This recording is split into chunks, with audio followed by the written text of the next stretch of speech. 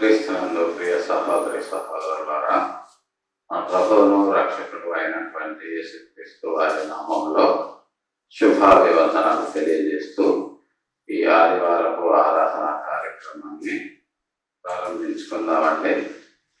ఈరోజు ఆరాధనలో భాగంగా దేవుడు మనకు అనుగ్రహించినటువంటి వాక్య భాగము అపోస్తలుడైనటువంటి పేతురు గారు రాసినటువంటి 2వ పత్రిక 3వ అధ్యాయాన్ని ఈరోజు మనము ధ్యానిద్దాం. అపోస్తలుడైన పేతురు గారు రాసినటువంటి 2వ పత్రిక 3వ అధ్యాయం. ప్రియులారా, ఈ 2వ పత్రిక మీకు ఇప్పుడు రాయిస్తున్నాను. పరిశుద్ధ ప్రవక్తల చేత పూర్వమందు పలుకబడిన మాటలను ప్రభువైన రక్షకుడు మీ అపోస్తలుల ద్వారా ఇచ్చిన ఆజ్ఞను మీరు జ్ఞాపకము చేసుకొనవలెను అన్న విషయమును మీకు జ్ఞాపకము చేసి, నిర్మలమైన మీ మనస్సు విషయమును మీకు జ్ఞాపకము చేసి నిర్మలమైన మీ మనస్సులను రేపుచున్నాను. అంత్యదినములలో అపహాసకులు అపహసించుచూ వచ్చి తమ స్వకీయ దురాశల చొప్పున నడుచుకొనుచు ఆయన రాకడను కూర్చిన వాగ్దానం ఏమాయను, ఇతరులు నిద్రించినది మొదలుకొని సమస్తమును సృష్టి ఆరంభం ఉన్నట్టే నిలిచి ఉన్నదే అని చెప్పుదురని మొదట మీరు తెలుసుకొనవలెను. ఏలైనగా పూర్వము నుండి ఆకాశముండెననియు నీళ్లలో నుండి నీళ్ల వలలను సమకూర్చబడిన భూమియు దేవుని వాక్యము వలన కలిగిననియు వారు బుద్ధిపూర్వకముగా మరతురు. ఆ నీళ్ల వలన అప్పుడున్న లోకము నీటి వరదలో మునిగి నశించెను. అయితే ఇప్పుడున్న ఆకాశమును భూమియు భక్తిహీనుల తీర్పును నాశనమును జరుగు దినము వరకు అగ్ని కొరకు నిలువ చేయబడినవై అదే వాక్యము వలన భద్రము చేయబడి ఉన్నవి. ప్రియులారా, ఒక సంగతి మరచిపోకుడి. ఏమనగా ప్రభువు దృష్టికి ఒక దినము 1000 సంవత్సరముల వలెను, 1000 సంవత్సరములు ఒక దినము వలెను ఉన్నవి. కొందరు ఆలస్యమని ఎంచుకున్నట్లు ప్రభువు తన వాగ్దానమును గూర్చి ఆలస్యం చేయవాడు కాడు, కానీ ఎవడను నశింపవలనని నిశ్చయింపక అందరూ మారు మనస్సు పొందవలనని కోరుచు మీ ఎడల దీర్ఘశాంతము గలవాడై ఉన్నాడు. అయితే ప్రభువు దినము దొంగ వచ్చినట్లు వచ్చును. ఆ దినమున ఆకాశములు మహాధ్వనితో గతించిపోవును, పంచభూతములు మిక్కుటమైన వేండ్రముతో లయమైపోవును, భూమియు దాని మీద ఉన్న కృత్యములను కాలిపోవును. ఇవన్నీ ఇట్లు లయమైపోయినవి గనుక ఆకాశములు రౌలుకొని లయమైపోవునట్టు, పంచభూతములు మహావేంద్రముతో కరిగిపోవునట్టు, దేవుని దినపు రాకడ కొరకు కనిపెట్టుచు దానిని ఆశతో అపేక్షించుచు మీరు పరిశుద్ధమైన ప్రవర్తనతోనూ భక్తితోనూ ఎంతో జాగ్రత్త గలవారై ఉండవలననియు, అయినను మనం ఆయన వాగ్దానమును బట్టి కొత్త ఆకాశముల కొరకు కొత్త భూమి కొరకు కనిపెట్టుచున్నాము. వాటి యందు నీతి నివసించును. ప్రియులారా, వీటి కొరకు మీరు కనిపెట్టువారు కనుక శాంతము గలవారై ఆయన దృష్టికి నిష్కలంకులుగాను నిందారహితులుగాను కనబడినట్లు జాగ్రత్త పడుడి. మరియు మన ప్రభు యొక్క దీర్ఘశాంతము రక్షణార్థమైనదని ఎంచుకొనుడి. అలాగున మన ప్రియ సహోదరుడైన పౌలు కూడా తనకు అనుగ్రహింపబడిన జ్ఞానము చొప్పున మీకు వ్రాసి ఉన్నాడు. వీటిని గూర్చి తన పత్రికలన్నింటిలోనూ బోధించుచున్నాడు. అయితే వాటిలో కొన్ని సంగతులు గ్రహించుటకు కష్టమైనవి. వీటిని విద్యావిహీనులు, అస్థిరులైన వారు తక్కిన లేఖనములను అపార్థము చేసినట్లు తమ స్వకీయ నాశనమునకు అపార్థము చేయుదురు. ప్రియులారా, మీరు ఈ సంగతులు ముందుగా తెలుసుకొని ఉన్నారు కనుక మీరు నీతి విరోధుల తప్పు బోధ వలన తొలగింపబడి మీకు కలిగిన స్థిర మనస్సును విడిచి పడిపోకుండా కాచుకొని ఉండుడి. మరియు మన ప్రభువు రక్షకుడైన యేసుక్రీస్తు అనుగ్రహించు కృపయందు జ్ఞానమందును అభివృద్ధి పొందుడి. ఆయనకు ఇప్పుడును యుగాంతము వరకు మహిమ కలుగును గాక. ఆమేన్. చిన్న ప్రార్థన చేస్తున్నామండి.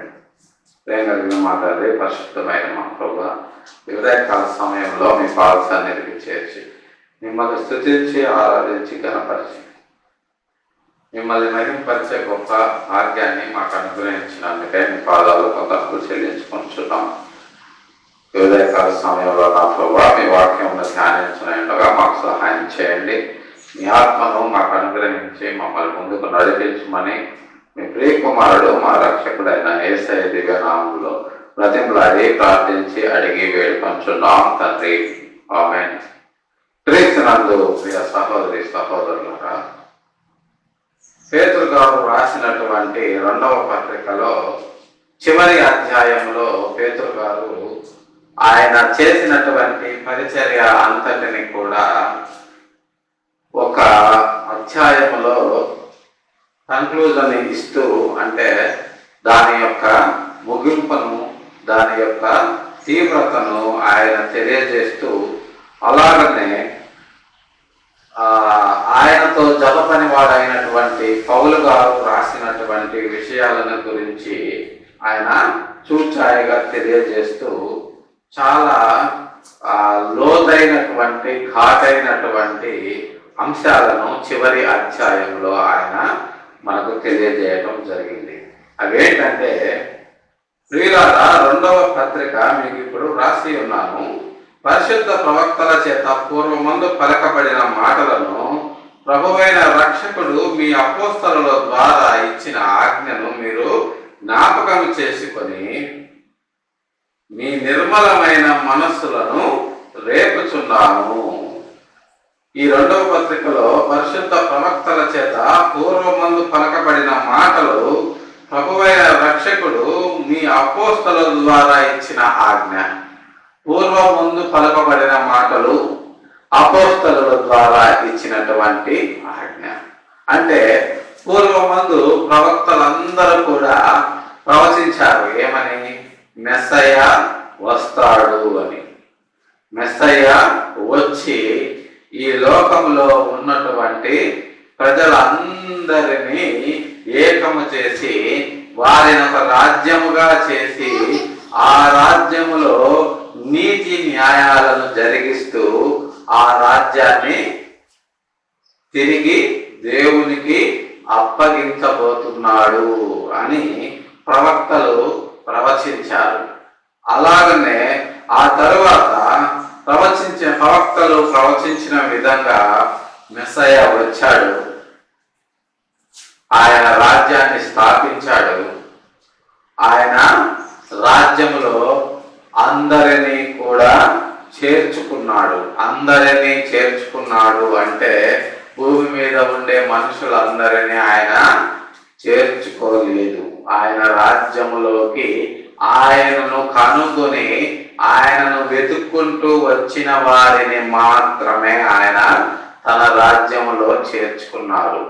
ఆయనను కనుగొని ఆయనను వెతుక్కుంటూ వచ్చి ఆయనను కనుగొన్న వారు ఎవరు అంటే, ఆయనను గురించిన జనన మరణ పునరుత్థాన రక్త ప్రోక్షణ విశేషముల అన్నింటిని గురించి మనకిచ్చినటువంటి పరిశుద్ధ గ్రంథము ద్వారా తెలుసుకున్న వారై ఆయనను గురించి కనుక్కోవడము, ఆయనను గురించి తెలుసుకోవటము, ఆయన రాజ్యములో చేరటము, ఆయన నామములో బాప్తిస్మము తీసుకొని ఆయన ద్వారా నిత్య జీవానికి వారసులు అవుట ద్వారా ఆయన రాజ్యములో సభ్యులుగా చేరటము.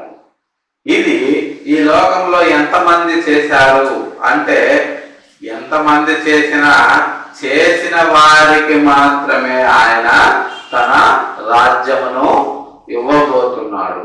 అంటే ఇక్కడ కేవలము బాప్తిస్మము అంటే నీటిలో మునిగి లేవటం మాత్రమే కాదు, కానీ కేవలం నీటిలో మునిగి లేచిన వారికి మాత్రమే పరలోక రాజ్యము కాదు, కానీ ఆయన యందు విశ్వాసం ఉంచి ఆ విశ్వాసాన్ని క్రియలలో చూపించుట ద్వారా, అంటే ఆ విశ్వాసానికి సంబంధించిన మొదటి క్రియ ఏంటి అంటే బాప్తిస్మము తీసుకోవటం. బాప్తిస్మము తీసుకొనుట ద్వారా రెండవసారి జన్మించటం అంటే నీ పాత జీవితాన్ని వదిలిపెట్టేసి అది చనిపోయి పాతి పెట్టేదానికి సింబాలిక్ గా నీటిలో మనిషి మునగటం జరుగుతుంది. మునిగిన తర్వాత నూతనంగా జన్మించేదానికి సింబాలిక్ గా నీటిలో నుంచి పైకి లేవటం జరుగుతుంది. నీటిలో నుంచి ఎలాగైతే మనం పైకి లేస్తామో అదే విధంగా ఒకనాడు మన ప్రభువు భూమి మీదకు వచ్చినప్పుడు ఈ భూమి మీద నుండి కూడా మనము పైకి లెగుస్తాము. దానికి సింబాలిక్ అనే దేవుడు మనకు ఈ బాప్తిస్మం అనే కార్యక్రమాన్ని ఇవ్వడం జరిగింది. ఇది రెండవ జన్మ అంటారు. ఇలాంటి వారినే ద్విజులు అంటారు. అంటే ద్వి అంటే రెండు, జు అంటే జన్మించటం, ద్విజులు అంటే రెండవసారి జన్మించిన వారు. వీరు దేవుని యొక్క కార్యక్రమాలను ఈ రెండవసారి జన్మించిన తరువాత భౌతికంగా వీళ్ళు భూమి మీద నుంచి లేకుండా పోయే వరకు, లేదా యేసుక్రీస్తు వారు తిరిగి రెండవసారి భూమి మీదకు వచ్చే వరకు దేవుడు వీరికి నిర్ణయించినటువంటి ఆజ్ఞలను భూమి మీద వీళ్ళు నెరవేర్చబద్దులై ఉన్నారు. అంటే వీరు చనిపోయే వరకు లేదా యేసుక్రీస్తు వారు భూమి మీదకు వచ్చే వరకు వీరి విశ్వాసానికి నిదర్శనంగా వీరు దేవుడి కొరకు పని చేస్తూ ఉండాలి. ఆ పని చేయటమే వారి విశ్వాసానికి నిదర్శనం. అలాంటి వారినే ఆయన తన రాజ్యములో చేర్చుకుంటాడు. తన రాజ్యము మీద సర్వ హక్కులను అలాంటి వారికే ఇవ్వబోతున్నాడు అన్న విషయాన్ని పేతురు గారు ఇక్కడ తెలియజేస్తున్నారు. అది ఎలా ఉండాలి అంటే నిర్మలమైన మనస్సు ఉండి నిర్మలమైన మనస్సాక్షితో నిందారహితముగా మనము ఆయన పనిలో ముందుకు వెళ్ళాలి. అలాగనే అంత్య దినములలో అపహాసకులు అపహసించుచూ వచ్చి తమ స్వకీయ దురాశల చొప్పున నడుచుకొనుచు ఆయన రాకడను కూర్చిన వాగ్దానమేమాయను పితరులు నిద్రించినది మొదలుకొని సమస్తమును సృష్టి ఆరంభమున ఉన్నట్టే నిలిచి ఉన్నదే అని చెప్పుదురని మొదట మీరు తెలుసుకొనవలెను. ఇలా మనము మన విశ్వాసమును బట్టి మన కార్యక్రమాల్లో మనం ఉన్నప్పుడు మనల్ని చూచి లోకం ఎలా ఉంటుంది, మనల్ని చూచి ఈ లోకం ఏమంటుంది అంటే ఈ లోకము అపహాసముతో కూడుకుంది, అపహాసకులతో నిండి ఉన్నది. ఎందుకంటే ఈ లోకంలో ఉన్నవాడు అపహాసకుడు, అబద్ధికుడు. ఆ అబద్ధికుడు ఈ అపహాసకులను రేపుతూ వారితోటి ఎలా మాట్లాడిస్తాడు అంటే వాళ్ళు ఈ అంత్య దినాల్లో అపహాసకులు అపహసించుతూ వస్తారు. అంటే వాళ్ళు అపహాసముతో యేసుక్రీస్తు వారిని ఆయనను నమ్మి ఆయన రాజ్యము కొరకు పనిచేసే వారిని చూచి అపహసిస్తారంట. ఎలాగంటే ఆయన రాకడిని కూర్చిన వాగ్దానం ఏమవుతుంది, ఆయన వచ్చినప్పుడు అలా జరుగుద్ది ఇలా జరుగుద్ది అని చెప్పారు కదా, కానీ అలా ఏం జరగలేదే. అలా ఏం జరగలేదు సరికదా. పితరులు నిద్రించినది మొదలుకొని సమస్తము కూడా సృష్టి ఆరంభంలో ఉన్నట్టే ఉన్నవే అని చెప్పుదురని మొదలు మీరు తెలుసుకోండి. ఆయన వచ్చినప్పుడు పంచభూతాలు లయమైపోతాయని చెప్పారే, మహా అగ్నితో ఈ భూమండలం అంతా భస్మమైపోతుందని చెప్పారే, కానీ అలాగని ఏం జరగలేదే. మా పితరులు ఉన్నప్పుడు నుంచి భూమి ఎలాగుందో ఇప్పుడు కూడా అలాగుందే అంటే మీరు చెప్పింది అబద్ధమా అని వాళ్ళు ఆయన నమ్మినటువంటి ప్రజలను అపహసిస్తారు. దానికి ఉదాహరణగా ఈ మధ్య కాలంలో ఒక సంఘటన జరిగింది. ఒక సినీ విమర్శకుడు అయినటువంటి కత్తి మహేష్ అనే వ్యక్తి ఒక రోడ్ యాక్సిడెంట్ లో ప్రమాదానికి గురయ్యాడు. అతనికి సంబంధించి బైబిల్ జ్ఞానం మీద సరి అయిన అవగాహన లేని ఒక పాస్టరు కత్తి మహేష్ ఆ యాక్సిడెంట్ నుంచి బయటపడి ఆ దేవుడు ఆయనను రక్షించి తిరిగి సినీ విమర్శకుడుగా కాకుండా దేవుని కోసము బ్రతుకుతాడు అని అతనికి తెలియకుండానే మాట్లాడటం జరిగింది. కానీ అక్కడ జరిగిన వాస్తవం ఏంటంటే ఆ కత్తి మహేష్ 2 వారాల తర్వాత సంవత్సరంలో మరణించడం జరిగింది. అలా జరుగుతుందని ఈ పాస్టర్కి తెలియదు, ఆ కత్తి మహేష్కి తెలియదు. అసలు భవిష్యత్తును గురించి మాట్లాడాల్సిన అవసరము పాస్టర్లకు దేవుడు ఎక్కడా ఇవ్వలేదన్న విషయం కూడా వారికి తెలియదు.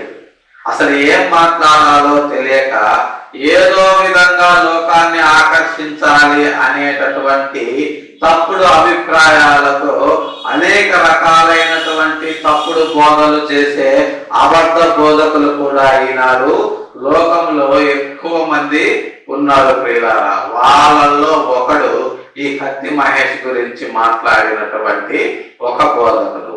కానీ అక్కడ ఏం జరిగిందంటే, వాస్తవం ఏం జరిగిందంటే కత్తి మహేష్ చనిపోవటం జరిగింది.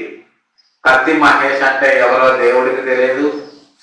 అలాగనే అతని గురించి మాట్లాడిన ఈ పాస్టర్ అంటే కూడా దేవుడికి తెలియదు. ఎందుకంటే వీళ్ళు వాస్తవానికి దేవుని చేత ఎరుగబడిన వ్యక్తులు కాదు. సినిమాల్లో ఉండి సినిమాల్లో పనిచేసే కత్తి మహేష్ గురించి దేవుడికి ఏం సంబంధం అండి? అతనికి ఏం జరిగితే దేవుడికి ఏం సంబంధం? ఆయన బిడ్డలకు ఆయన కోసం పనిచేసే వాళ్ళకి ఏదన్నా జరిగితే ఏది జరగకుండా చూసుకోవాల్సిన ఆ పని ఆయన చేస్తాడు. ఒకవేళ ఏదన్నా జరిగితే దాని నుంచి బయటపడేసే పని కూడా ఆయన చేస్తాడు. కానీ ఆయనకి ఏ సంబంధము లేని సినిమా ఫీల్డ్ లో పనిచేసే వ్యక్తుల గురించి దేవుడు ఎందుకండి పనిచేస్తాడు? అది ఇంకిత జ్ఞానం కూడా లేకుండా పాస్టరు కత్తి మహేష్ ని కాపాడబోతున్నాడని ఆయన ప్రకటన చేయటం, తర్వాత కత్తి మహేష్ చనిపోవటం, ఇది క్రీస్తుని వ్యతిరేకించే వారికి ఒక ఆయుధంగా అయిపోయింది. వాళ్ళు రకరకాల టైటిల్స్ పెట్టి ఇంకా యూట్యూబ్ లో ఆ పాస్టర్ ని, క్రీస్తును, క్రైస్తవ్యాన్ని రకరకాలుగా అపహాస్యం పాలు చేశారు. అది ఎలాగంటే రకరకాల టైటిల్స్. అది చీకట్లో రాయేసినటువంటి పాస్టరు చిలిపిగా మోసం చేసిన యేసు, కత్తి మహేష్ మరణం కింద. ఇలాంటి అపహాసకరమైనటువంటి వ్యాఖ్యలు అపహాసకులు చేయటానికి కారణం ఎవరు అంటే ఈ బైబిల్ మీద అవగాహన లేకుండా మిడిమిడి జ్ఞానంతో బోధించేటటువంటి అబద్ధ బోధకులు. దేవుడు ఎవరిని ఎప్పుడు ఎందుకు చంపుతాడో, ఎవరిని ఎప్పుడు ఎందుకు బ్రతికిస్తాడో అది భూమి మీద ఉండే ఏ ఒక్క మనిషికి కూడా దేవుడు చెప్పడు, చెప్పలేదు, చెప్పకూడదు. ఎందుకంటే ఆయన కార్యక్రమాల గురించి, ఆయన పనులను గురించి ప్రశ్నించే అధికారము భూమి మీద ఉండే మనుషులకు దేవుడు ఎప్పటికీ ఇవ్వలేదు ప్రియులారా. ఎందుకంటే మనము ఆయన చేత రూపింపబడిన కుండలము. కుండ కుమ్మరి వారిని నన్ను ఎందుకు ఇలా తయారు చేశామని అడుగుతుందా? ఎట్టి పరిస్థితుల్లో అడగదు. ఎందుకంటే అది మట్టి కాబట్టి ఆ మట్టికి తన చేతులతో ఒక రూపాన్ని ఇచ్చిన వాడు దాని యొక్క సృష్టికర్త కాబట్టి. అలాగనే మనము కూడా మన రక్షకుడైనటువంటి సృష్టికర్త ద్వారా ఈ భూమి మీదకి వచ్చాము కాబట్టి నువ్వు నన్ను ఎందుకు సృజించావు అనేటటువంటి అడిగే హక్కు మనకి ఎప్పటికీ లేదు ప్రియులారా. కాబట్టి ఈ రకంగా దేవుని నామము అపహాసానికి గురవుతుంది.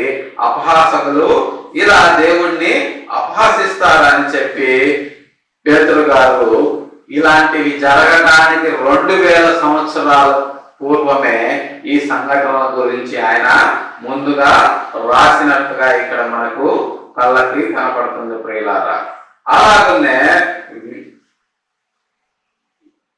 నీళ్ళ అనగా పూర్వము నుండి ఆకాశం ఉండెననియు నీళ్లలో నుండి నీళ్ల వలన సమకూర్చబడిన భూమియు దేవుని వాక్యము వలన కలిగిననియు వారు బుద్ధిపూర్వకముగా మరతులు. అలాగనే ఆకాశము భూమి ఎలా వచ్చినాయి అంటే అది వాళ్ళకి తెలియదు. వాళ్ళకి అంత లోతుగా ఆలోచించేంత ఆలోచన శక్తి వాళ్ళకు ఉండదు. ఎందుకంటే ఈ లోక సంబంధమైన దేవత వారి మనోనేత్రములకు గుడ్డితనం కలుగజేస్తుంది. కాబట్టి పూర్వం ఉండిన ఆకాశము ఇప్పుడు ఉండినటువంటి భూమి నీళ్లలో నుంచి నీళ్ల వలననే అవి వచ్చాయన్న విషయాన్ని వాళ్ళు బుద్ధిపూర్వకంగా మరుస్తారు. అలాగనే ఇప్పుడు ఉన్నటువంటి భూమి ఒకప్పుడు నీళ్లలో మునిగిపోయి అప్పుడు ఉన్నటువంటి జనాంగం అంతా నశించిపోయారన్న విషయాన్ని కూడా వాళ్ళు బుద్ధిపూర్వకంగా మరుస్తారు. అయితే ఇప్పుడున్న ఆకాశము భూమియు భక్తిహీనుల తీర్పును నాశనమును జరుగు దినము వరకు అగ్ని కొరకు నిలువ చేయబడినవై అదే వాక్యము వలన భద్రము చేయబడి ఉన్నవి. అయితే ఇప్పుడున్న ఆకాశము అంటే ప్రస్తుతం ఉన్నటువంటి ఆకాశము, ప్రస్తుతము మనం నివసిస్తున్నటువంటి భూమి, అలాగనే భక్తిహీనుల తీర్పు, భక్తిహీనులకు తీర్పు జరుగుతుంది ఒకనాడు.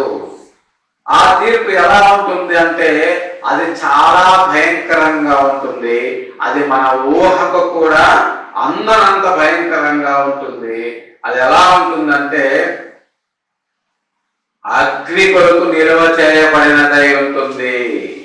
ఈ భూమి భక్తిహీనుల చేత నిండిపోయిన నాడు అగ్ని వచ్చి ఈ భూమిని దహించి వేస్తుంది. అది ఎలా చేస్తుంది అంటే ఇప్పుడు ఉన్నటువంటి భూమి ఇక కాలిపోవటం, బొగ్గవటం, బూడిదవటం ఇలాంటివి ఏమి ఉండవు. ఎందుకంటే ఇవి కాలిపోయి బొగ్గవటానికి, బూడిదవటానికి ఇవేమి కట్టెలు కాదు, లేదా చెట్లు కాదు. ఈ భూమి అంటే రకరకాల లోహాలతో, రకరకాల మట్టితో, రకరకాలైనటువంటి భయంకరమైన పెద్ద పెద్ద రాళ్లతో నిండి ఉంది. మరి ఈ భూమి తగలబడిపోవాలి అంటే ఏం చేయాలి? ఈ భూమి నశించిపోవాలి అంటే ఏం చేయాలి అంటే అగ్ని చేత ఈ భూమిని నశింపజేయాలి. అంటే ఒక విపరీతమైనటువంటి టెంపరేచర్ ఈ భూమి మీదకు వస్తే గాని ఈ భూమి మీద ఉన్నటువంటి లోహాలు, రాళ్ళు, రప్పలు అన్నీ కరిగి మెల్ట్ అయిపోయి పేస్ట్ అయిపోతాయి.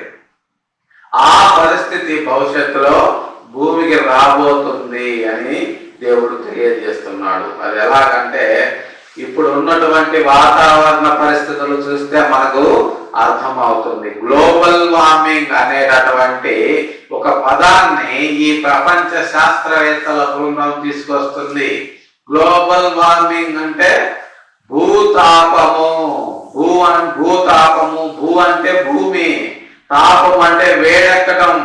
సంవత్సరం తర్వాత సంవత్సరాలు గడిచే కొద్దీ భూతాపం పెరిగిపోతుంది.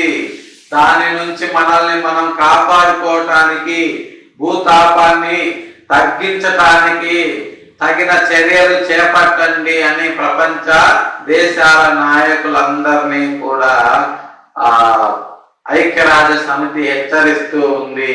అంటే రోజు రోజుకి భూమిలో ఉష్ణోగ్రత శాతం పెరుగుతూ ఉంది. ఇక్కడ ఆ మాటను ఇక్కడ తీసుకొచ్చి ఇక్కడ మనము బ్యాలెన్స్ చేస్తే సరిగ్గా సరిపోతుంది. భక్తిహీనుల తీర్పు నాశనమును జరుగు దినము వరకు అగ్ని కొరకు నిలువ చేయబడినదై అదే వాక్యము వలన భద్రం చేయబడి ఉన్నది. అగ్ని కొరకు నిలువ చేయబడటం అంటే ఈ టెంపరేచర్ 1 డిగ్రీ సెంటీగ్రేడ్ పెరుగుతూ ఉంది. భూతాపము ఒకేసారి పెరిగితే తట్టుకోలేరు. ఎందుకంటే భూమి మీద అవిశ్వాసులతో పాటు, అపహాసకులతో పాటు, అనాగరికులతో పాటు ఆయనను నమ్ముకున్న ఆయన బిడ్డలు కూడా వారితోటే ఈ భూమి మీద నివసిస్తున్నారు. కాబట్టి వారు ఉన్నంత కాలం ఈ భూమిని కాపాడాలి. వారి కోసమైనా సరే ఈ భూమిని కాపాడాలి అని ఆయన వాక్యము చేత భూమిని భద్రం చేశాడు. ఈ భూమి, ఈ సృష్టి యావత్తు కూడా ఒక నిర్దిష్టమైనటువంటి స్పీడ్తో, ఒక నిర్దిష్టమైనటువంటి కక్షలో తన చుట్టూ తాను తిరుగుతూ సంవత్సరానికి ఒకసారి సూర్యుని చుట్టూ తిరుగుతూ ఉంది. అంటే ఈ భూమి ఒక కట్టడ ప్రకారంగా పనిచేస్తూ ఉంది. దానికి ఆ కట్టడను నియమించింది ఎవరు అంటే అదే వాక్యము. ఏంటా వాక్యము అంటే ఆది అందు వాక్యం ఉండెను, వాక్యము దేవుని యొద్ద ఉండెను, ఆ వాక్యమే శరీరధారి అయి కృపా సత్య సంపూర్ణుడుగా మన మధ్య నివసించుటకు వచ్చెను. ఆయనే మన ప్రభు అయిన క్రీస్తు. కాబట్టి ఆ వాక్యము ఈ భూమి సృష్టి యావత్తు ఎవరి వలన భద్రము చేయబడింది అంటే మన రక్షకుడైన యేసుక్రీస్తు వలననే భద్రము చేయబడింది. ఆయనను నమ్ముకున్నటువంటి ఆయన ప్రజలు ఈ భూమి మీద ఉండని నాడు ఆయనకు ఈ భూమితో ఇక అవసరం లేదు. అప్పుడు ఆయన ఈ భూమిని ఏం చేయబోతున్నాడు అంటే ఆయన ఏం చేయబోతున్నాడు ఈ భూమిని అంటే ఆ దినమున అయితే ప్రభువు దినము 10వ వచనములో అయితే ప్రభువు దినము దొంగ వచ్చినట్టు వచ్చును, ఆ దినమున ఆకాశములు మహాధ్వనితో గతించిపోవును, పంచభూతములు మిక్కుటమైన వేద్రముతో లయమైపోవును, భూమియు దాని మీద ఉన్న కృత్యములన్నీ కూడా కాలిపోవును. భూమి మీద ఆయన మనుషులు లేదా ఆయన పిల్లలు లేకపోతే జరగబోయే సంఘటనలు చూడండి ఎంత భయంకరంగా ఉన్నాయో. ఆయన ఆకాశములు మహాధ్వనితో గతించిపోయేటట్లు చేస్తాడు, పంచభూతములు మిక్కుటమైన వేగముతో లయమైపోయేటట్లు చేస్తాడు. వేగము అంటే వేగానికి పరాకాష్ట. వేగమే అత్యంత ప్రమాదకరమైనది అయితే వేగం అంతకంటే ప్రమాదకరమైనది. ఒక 1000 నుంచి 1500 కిలోమీటర్ల వరకు మనము ఒక వేగము అనే దాన్ని మనం నిర్వర్తిస్తే 5 నుంచి 10,000 కిలోమీటర్ల వేగాన్ని మనం ఎలా నిర్వచించాలి అంటే దాన్ని వేగము అని నిర్వచించాలి. ఎందుకంటే వేగం అనేది వేగము కంటే ఇంకా పదునైనది, ఇంకా దానికంటే తీవ్రమైనది అని అర్థం వచ్చేటటువంటి పదం అంది అది. దేవుడు అంత ఇదిగా ఎందుకు చేస్తున్నాడు అంటే మీరు ఆయన రాకడను గురించి మీరు అపహాస్యం చేస్తున్నాడు. ఇదిగో యేసుక్రీస్తు వస్తాడు, ఆయన రెండవసారి వస్తాడు, ఆయన రెండవసారి వస్తాడని 2000 సంవత్సరాల నుంచి మీరు ప్రకటిస్తూనే ఉన్నారు. ఇప్పటికి 2000 సంవత్సరాలు గతించిపోయింది, అయినా మీరు చెప్పినట్టు యేసుక్రీస్తు వారు రాలేదు అని ఈ లోకములో ఉన్నటువంటి అపహాసకులు మాట్లాడుతున్నారు. ఈ లోకములో ఉన్నటువంటి క్రీస్తు విరోధులు మాట్లాడుతున్నారు. కానీ ఆయన ఏమనుకుంటున్నారంటే ప్రియులారా మీరు ఒక సంగతి మర్చిపోకండి. ఏంటంటే ఆ సంగతి ఏమనగా ప్రభువు దృష్టికి ఒక దినము 1000 సంవత్సరముల వలెను, 1000 సంవత్సరములు ఒక దినము వలెను ఉన్నవి. ఆయన పరలోకంలో నివసించేవాడు. ఆయనకు భూమి మీద జరిగే సంవత్సరములు దినములతో సంబంధం లేదు. కాబట్టి ఆయన దృష్టికి 1000 దినాలు ఈ భూమి మీద గడిస్తే ఆయనకు ఒక దినముతో సమానము. ఒక దినము భూమి మీద గడిస్తే ఆయనకు 1000 దినములతో సమానము. ఈ విధంగా మనము యేసుక్రీస్తు వారు భూమి మీద నివసించినటువంటి కాలాన్ని మనం లెక్కలు కడితే యేసుక్రీస్తు వారు భూమి మీద నివసించడానికి తండ్రి అయిన దేవుడు ఆయనకి ఇచ్చినటువంటి జీవిత కాలం ఎంత తెలుసా? 45 నిమిషాలు. మన భూ లెక్క ప్రకారము 1000 సంవత్సరాలని మనము 24 గంటలతో సమానంగా లెక్కేస్తే భూమి మీద యేసుక్రీస్తు వారుకి దేవుడు ఇచ్చినటువంటి సమయం ఎంత తెలుసా? 45 నిమిషాలు మాత్రమే వస్తుంది. మనకైతే 33.5 సంవత్సరాలు ఆయన బ్రతికాడు. కాబట్టి ఈ 33.5 సంవత్సరాలని 1000 తోటి లెక్కేసి 1000/24 ఇంటూ 33.5 దాన్ని మనం సూక్ష్మీకరిస్తే వచ్చేటటువంటి ఆన్సర్ ఎంత అంటే 45. దీన్ని మనము నిమిషాల్లోకి తీసుకోవాలి. ఎందుకంటే ఒక గంటల్లో సంవత్సరాలని గంటల్లోకి మార్చాము కాబట్టి దాన్ని నేను సూక్ష్మీకరిస్తే మనకు వచ్చేది నిమిషాలు. అంటే యేసుక్రీస్తు వారికి తండ్రి అయిన దేవుడు భూమి మీద ఆయన బతకటానికి ఇచ్చినటువంటి సమయము 45 నిమిషాలు మాత్రమే. ఆ లెక్కన 33.5 సంవత్సరాలు 45 నిమిషాలు అయితే మనకిచ్చినటువంటి ఆయుష్కాలం ఎంత? 60 సంవత్సరాలు. అధిక బలం ఉంటే 80 సంవత్సరాలు. అంటే యేసుక్రీస్తు వారికి ఇచ్చినటువంటి జీవిత కాలానికి డబల్ జీవిత కాలం దేవుడు మనకు ఇచ్చాడు. అంటే మనకు గంటన్నర సమయాన్ని మాత్రమే యేసుక్రీస్తు వారు మనకు ఇవ్వడము జరిగింది. అంటే ఈ భూమి మీద ఈ గంటన్నర సంవత్సరాల కాలంలోనే మనము ఆయన కొరకు ఎంత పని చెయ్యగలమో అంత పని చేయాలి. కాబట్టి ఆయన దృష్టిలో మనము ఈ 1000 సంవత్సరాలు ఒక దినము అంటే ఇప్పటికీ ఆయన భూమి మీద నుంచి ఆరోహణుడై 2021 సంవత్సరాలు అయింది. అంటే ఆయన దృష్టిలో 2 రోజుల అంటే 2 రోజులకి ఎన్ని గంటలండి? 48 గంటలు. 21 సంవత్సరాలని మనము ఒక గంటతో పోల్చుకుంటే దాదాపుగా 49 నుంచి 50 గంటల సమయం మాత్రమే ఆయన ఈ భూమిని వదిలిపెట్టి వెళ్ళి జరిగింది అని మనము మాట్లాడుకోవచ్చు. కానీ కొందరు ఆలస్యమని ఎంచుకున్నట్లు ప్రభువు తన వాగ్దానమును గురించి ఆలస్యం చేయువాడు కాడు. కానీ ఎవడను నశింపవలనని నిశ్చయింపక అందరూ మారు మనస్సు పొందవాలని కోరుచు మీర దీర్ఘశాంతము గలవాడై ఉన్నాడు. కానీ ఆయన కొందరు అనుకున్నట్లు ఆయన ఆలస్యం చేయాలని అనుకునేవాడు కాదు.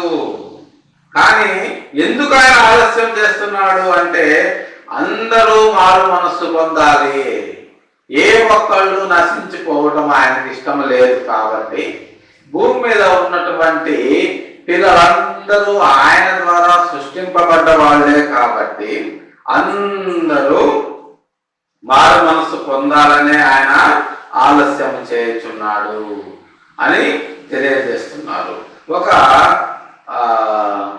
సైంటిస్టు 6 దినాల్లో సృష్టి ఏంటండి విడ్డూరం కాకపోతే, అసలు భూమి అనేది ఉద్భవించే దాదాపు 1500 కోట్ల సంవత్సరాలు అయింది అని చెప్పి ఒక సైంటిస్ట్ మాట్లాడతారు. 6 రోజుల్లో సృష్టి అంటే 6 రోజులు అనేది భూమికి సంబంధించిన రోజులు కాదు. ఇది విశ్వదినము. ఒక రోజు అంటే ఒక విశ్వదినము. దానికి 1000 సంవత్సరాలు ఉంటాయో, 1,00,000 సంవత్సరాలు ఉంటాయో, 1,00,00,000 సంవత్సరాలు ఉంటాయో మనం ఎవరము కూడా చెప్పలేము. కాబట్టి అది దేవుని లెక్క. దేవుని లెక్కని మనుషుల లెక్కతో పోల్చుకుంటే దానికి ఆన్సర్ ఎప్పటికీ రాదు ప్రియులారా. మనుష్య జ్ఞానము దేవుని జ్ఞానము ముందు అసలు ఏ మాత్రము కూడా విలువకు రానిది అని దీన్ని బట్టి మనము అర్థం చేసుకోవాలి. కాబట్టి ఆయన ఏ మాత్రము కూడా ఆలస్యము చేయడానికి ఆయనకి ఇష్టం లేదు. కానీ కాకపోతే అందరూ కూడా రక్షింపబడాలన్న ఉద్దేశంతో ఆయన మన ఎడల దీర్ఘశాంతము గలవాడై ఉన్నాడు. కాబట్టి ఆయన ఇవన్నీ కూడా ఏం చేయబోతున్నాడు అంటే ఇవన్నీ ఇట్లు లయమైపోవున్నవి కనుక ఆకాశములు రగులుకొని లయమైపోవునట్టు, పంచభూతములు మహావేగముతో కరిగిపోవునట్టు దేవుని దినపు రాకడ కొరకు కనిపెట్టుచు దానిని ఆశతో అపేక్షించుచు మీరు పరిశుద్ధమైన ప్రవర్తనతోనూ భక్తితోనూ ఎంతో జాగ్రత్త గలవారై ఉండవలెను. అయినను మనం ఆయన వాగ్దానమును బట్టి కొత్త ఆకాశముల కొరకు కొత్త భూమి కొరకు కనిపెట్టుచున్నాము. వాటి యందు నీతి నివసించును.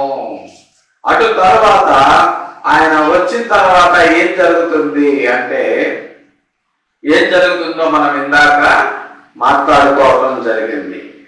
ఈ సృష్టి యావత్తు కూడా వికృతమైన వేణుముతో లయమైపోయిన తరువాత మనము కొత్త ఆయన మనకిచ్చినటువంటి వాగ్దానం ఏంటి అంటే కొత్త ఆకాశము కొత్త భూమి, వీటిలో నీతి మాత్రమే నివసిస్తుంది. అంటే ఈ భూమి మీద మనతో పాటు ఉన్నటువంటి అపహాసకులు కానీ, అబద్ధికులు కానీ, అబద్ధ బోధకులు కానీ, తర్వాత అబద్ధాన్ని ప్రచారం చేసే వాళ్ళు కానీ, వీళ్ళెవ్వరు కూడా ఆ కొత్త ఆకాశంలో ఆ కొత్త భూమిలో మనతో పాటు ఉండరు.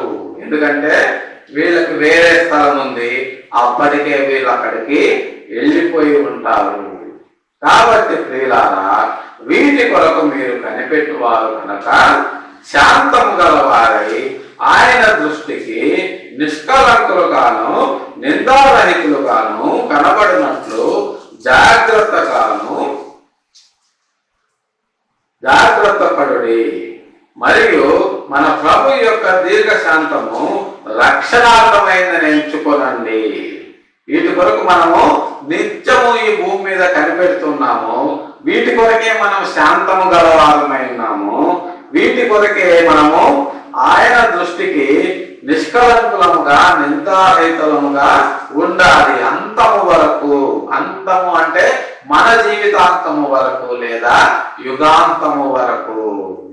మన జీవితాంతం వరకు మనం ఇలాగే ఉండాలి. లేదా ఈ లోపే ఆయన వచ్చేస్తే యుగాంతం అయిపోతుంది. అప్పటి వరకు కూడా మనము నిష్కలంకులముగా నిందారహితులముగా ఆయన కొరకు కనిపెట్టి ఉండండి జాగ్రత్తగా అని మన పితరుడైనటువంటి పేతురు గారు తెలియజేస్తున్నారు. కాబట్టి వీటిని గూర్చి అలాగే మన ప్రియ సహోదరుడైనటువంటి పౌలు గారు తనకు అనుగ్రహింపబడిన జ్ఞానం చొప్పున రాసి ఉన్నాడు.